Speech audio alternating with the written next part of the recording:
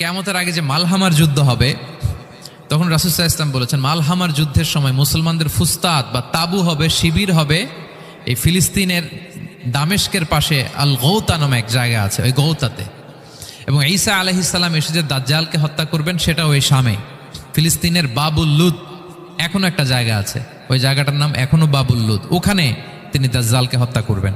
এবং সেখানে একটা সাদা মিনারা আছে, ফেরেশতার পাখায় ভর করে ঈসা আলাইহিস সালাম তখন সেখানে নেমে আসবেন, ওই ফিলিস্তিনের ওই শাম দেশের ওই মিনারার পাশে তিনি এসে পৃথিবীতে তিনি নুজুল করবেন, নুজুল ঈসা আলাইহিস সালাম।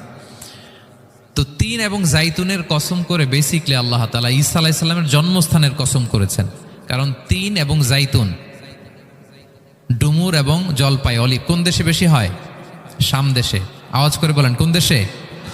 বর্তমান ফিলিস্তিন এবং সিরিয়া, এবং ওই ভূখণ্ডে আল্লাহ নবী ঈসা আলাইহিস সালামের জন্মস্থান।